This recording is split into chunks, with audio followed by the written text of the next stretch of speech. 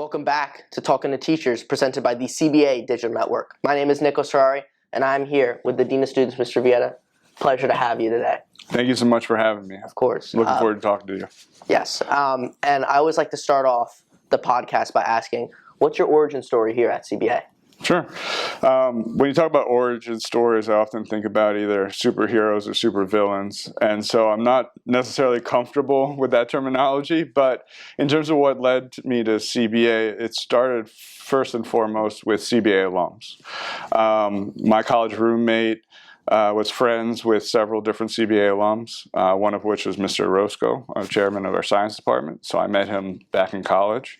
And all of my roommate's friends he introduced me to from CBA were tremendous men, and we got along great. I ended up living with one of them after college as well as a roommate, and then I met the woman who's going to eventually become my wife, and she grew up in this area, and so she had friends from CBA as well. And so when I met them, same thing. They were tremendous guys. We got along great, and so eventually I made the statement to my wife that if we ever moved to New Jersey, the only place I would want to teach would be CBA. So it really started with the alumni network and the way that they represented the school. That's awesome. And where did you live prior to being around here? Yeah, so I was born in Washington, D.C., grew up in Bethesda, Maryland, and then I ended up teaching at my alma mater, which is an all-boys Catholic high school, Jesuit, not LaSallian. So I taught there for 10 years and was an English teacher and English department chair. And then eventually when my wife and I decided to start a family. We decided to move back to be closer to our family here in New Jersey. And the first thing I did was send an email to Mr. Noonan asking for whether there are any openings. Unfortunately, at least at first, there weren't. And so I ended up teaching at another school and then also getting a background in real estate, becoming a realtor for a period of time. And I was actually in the real estate office one morning. I got a text message from Mr. Orozco that said, we just had an opening in the fall. Get your resume in as quickly as possible. And I think within an hour, CBA had my resume. And that's eventually what led me to getting a position here. That's awesome. The rest is history. Exactly. Yeah. And then, of course, now, you mentioned that you were an English teacher. I had you my sophomore year. But that transition, you are now the Dean of Students. Correct. You're in your second year of that. So how's that transition been? I know it's a pretty drastic switch from being an English teacher to the Dean of Students of the entire school. Yeah. In all honesty, the toughest part about the transition was not being in the classroom for half the day. Right. Teaching has always been my vocation, my love. And so that was the toughest part, not having that every day. But thankfully here at CBA, most administrators have the opportunity to teach a class. So I still teach Introduction to Alternative Narratives, our film study course here. And I also have a section of our freshman seminar. So I'm still able to do the classroom teaching that I love. I think what really helped the transition, besides having been a member of the community for about 7 or 8 years before moving into this position. So again, I had a sense of the campus, the students, the culture here. But it was also very helpful. I got a second master's degree in educational administration that was pretty rigorous in terms of having you go out and work with your particular school on administrative projects and getting that sort of macro view on a school campus and culture. And so that certainly helped the transition overall. You are dealing with pretty, I would say, larger problems than you might in the classroom. But you're also able to have, I think, very meaningful conversations with students and their families, which has always been fruitful. But in terms of the transition, I think it was a natural one because, I had served as department chair for years, not only here at CBA, but my previous school. So I had already been on a track because I thought I, at some point, wanted to have a hand in more of the large-scale decision-making at the school. Yeah, so you had, already been in some regard, ready to take on this field, but... Sure, I don't think you're ever totally ready to be the Dean of Students. Yeah. But again, I'm a product of all-boys Catholic high school education. I've taught for just over almost 20 years in Catholic all-boys schools. It's where I found my home, and so I've always been very comfortable in this environment just in general. And, we have tremendous young men here. Yeah, no, definitely. Going outside of CBA. What do you involve yourself in outside of the classroom? Sure. So now I've got 3 children, 10, 9, and 5. And so a little less time for hobbies than normal, but I'm now have signed up to be more of a travel soccer fan, as that's what my oldest son is doing. So a lot of time is spent, with soccer practices and everything else. But when I do have time, I do still want to give back to my community. And so I've served as a volunteer firefighter in Spring Lake. I live in Belmar, but I started my career as a firefighter in Spring Lake. Again, a wonderful opportunity to be able to help a community in a way that I didn't even foresee myself ever being involved. And so I've been able to spend about 8 or 9 years with the department at this point.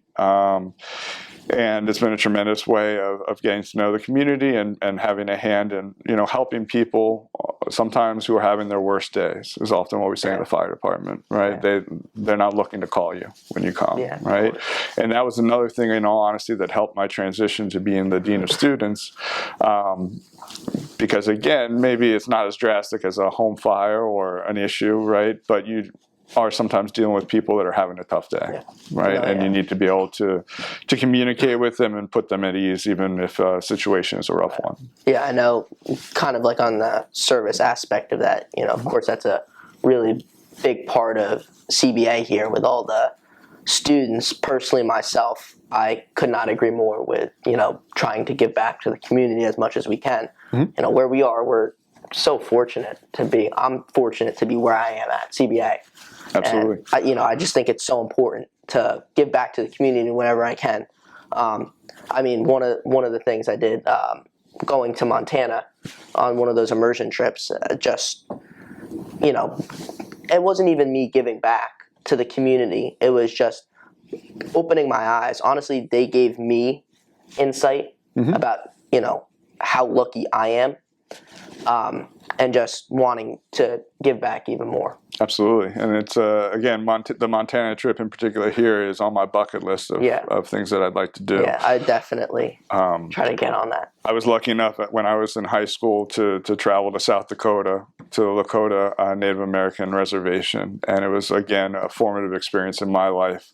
And so I'm so happy that we have those opportunities for students here to be able to go out to parts of the world they would never get to otherwise and experience new cultures and, again, get a larger perspective on their experience. And I actually feel like your class specifically kind of helped set me up for going to Montana because we read Diary of a Part-Time Indian and talked about, I wasn't really familiar with the whole lifestyle and alcoholism and the whole reservation life. And like that class really helped me get a bit better picture background for that. That's great to hear. And again, that's the power of literature and why I've always loved being an English teacher. It's not just the writing is great or whatever, but it is teaching you empathy. It's teaching you about the world around you, and again, prompting you to pursue things in your own life and develop new interests and have those adventures as you go along. No, literature is definitely powerful. Absolutely. Yeah.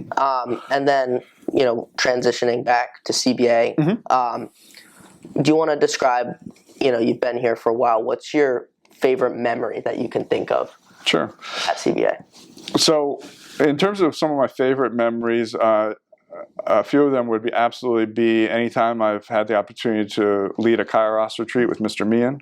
Our retreat house at San Alfonso is gorgeous. It's right on the water. And again, the Kairos experience for me as a high school student was a very powerful one. And so I was very excited when that program was built here to be able to be a part of it.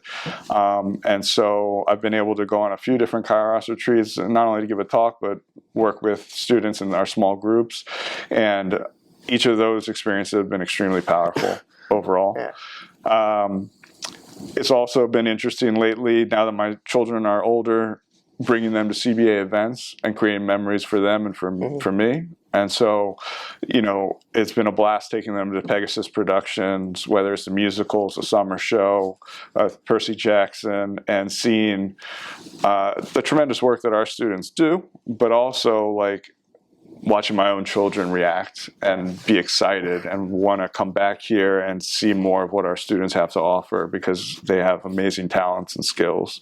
So those would be a couple of my favorite memories, taking them to events here, whether it's athletic games or the Pegasus Productions, like I said, the Kairos retreats, definitely. You also experience it as a student in my class. Some of my favorite memories are inventing increasingly outlandish ways of introducing pop quizzes in class. Oh my gosh, those were... That might be a memory of yours as well. Oh yes. So that's certainly one of them. I did want to say a more serious memory that I have that is a powerful one is actually about 4 years ago. Not to get too serious for the conversation, but about 4 years ago, right when we were coming out of COVID, and we were doing the hybrid learning here. And I was actually teaching in the theater. So all the guys are spread out. We're all in mass for pretty much the whole year. So it's a big space, right? But by the end of that year, I was starting to think about maybe I should transition careers. Maybe teaching wasn't for me anymore. And I had sort of come to that decision by the end of the year. You know what? I think I'm going to move on to other things. And it was literally, I think, the last day of the school year. The last class had left. And I was walking down from the top of the theater back down to the ground level to close up my laptop, go home, and maybe say goodbye to all of this. Yeah. And there was one email in my inbox. And so I'm always checking my inbox. Well, don't want that number there in bold. So I clicked on it, and it was an email from a former student who had already left the school that I had had years before. And he was just checking in, telling me about what he was doing with his life at that point. And then he said some really profound things to me about his experience in my class and what it meant to him. And it was sort of a lightning bolt moment for me about, well, I was looking for a message, and here it is quite literally in an email as I'm about to walk out the door. And that completely turned things around. Again, I taught for a couple of years, and now I'm dean of students. Yeah. So again, it's the students here are fantastic, and they should understand how powerful their voice is. It can really make a difference in all of our lives. Yeah, no, yeah, that's powerful. I mean, I'd say specifically for me, your class, I'd say, is one of the most interesting classes I've ever, been a part of. In your class, you found a way to bring literature kind of to life. I've never been a really big, emphatic literature person, but the way you describe the stories and the plots, everything, it made me more inclined to read. In the way how you presented it, it was a class that was almost like a safe spot for me, that I was able to, actually enjoy what I was doing. Where a lot of classes, it's, you're getting the work done, you're preparing for quizzes. Where your class, I genuinely felt like I had a connection with the class, like I had a connection with the literature. Well, it means so much for me to hear that. Again, it doesn't matter. I'm the type of person, again, I've been teaching for years and years and years. There isn't a single day that goes by that I don't reflect on how that day went, what could have gone better. Is this still working? And so I am constantly trying to bring new things into the classroom. And so when students have a positive experience, it really does mean the world to me, because again, I feel really strongly about high school education. I feel very strongly about English education and humanities in particular. And so anything I can do to inspire people to engage more with literature, is really important to me. Yeah, and you really never knew what you were going to expect in the class. I mean, every day was something new, something interesting, a new element that you were bringing, whether it was a new way of presenting. Well, I appreciate that. But it was a really... You try to get them with the element of surprise, and then eventually lead them to the promised land. Yep, exactly. Yep. That's all you can do. And last question I have for you to end the podcast off.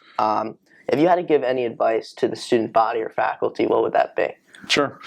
I think it would be the same for both.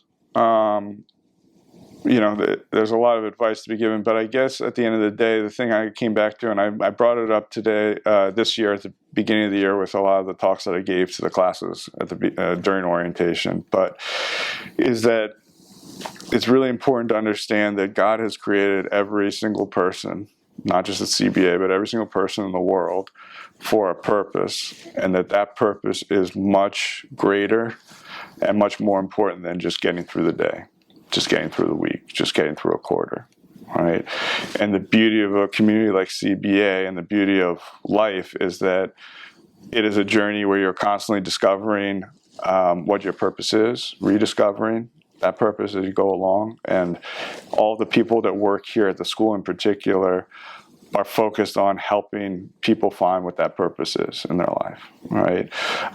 So that would be the big part in terms of, because I think a lot of us try to be like, well, I've got these periods today, or okay, it was Wednesday, I got 2 days to the weekend, or 1 day until this event that I'm looking forward to. And what that does is we're constantly looking ahead and just trying to get through what we're doing, but it's the magic is happening in each individual moment that we're living. And so that would be a big thing that I would want to, throw out there. And another one, which is maybe a basic, but is to always recognize the humanity of the people around you, right? Which seems odd, but when we come into a given situation, whether it's a classroom or anything else, we might not be feeling our best. We might be feeling tired or anxious or whatever else. But there's someone else in that classroom they've got all their emotions as well, right? And you have to recognize that we're all here together, right? And that our own individual feelings, right, might dictate how we're feeling in a given moment. But we have to recognize that the person right across from us or the student right next to us is dealing with their own issues, right? And we can't lose sight of that.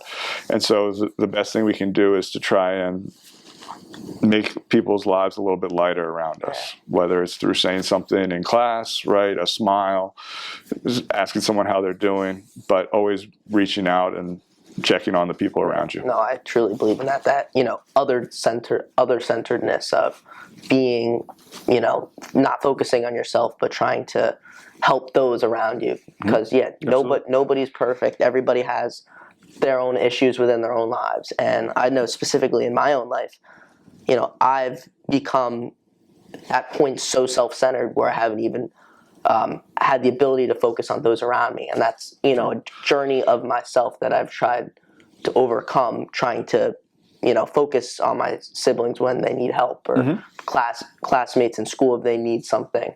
Absolutely. And again, a big part of it is always start small. Yeah.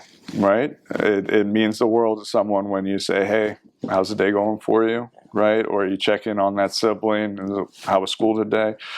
That doesn't require moving mountains, but that makes all the difference in the world. And the way you phrased it, the other-centered, I think is spot on.